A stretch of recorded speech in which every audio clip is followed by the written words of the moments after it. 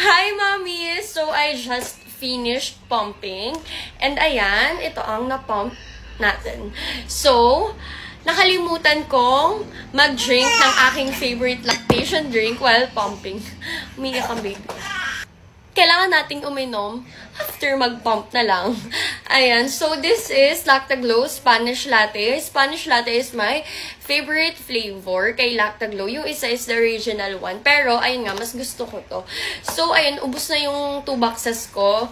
Kaya, open na natin to. So, ayun, yung laman ng isang box is 10 sachet. We'll get one.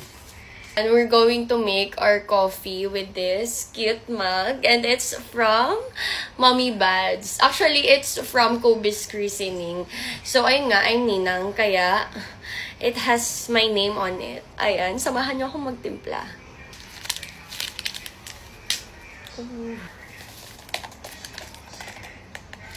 Mommy, si Lactaglow is a breastfeeding support. It can help you boost your milk supply or increase. Ayan. Pero, you need to be consistent sa pag-inom. And also, syempre, kailangan natin ng sipag. Kailangan natin mag-pump para dumami yung supply natin. If ever na we want.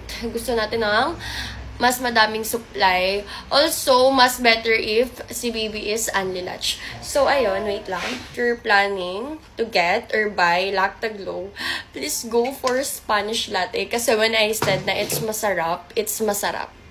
Okay, so, haluin na natin. So, let's drink it.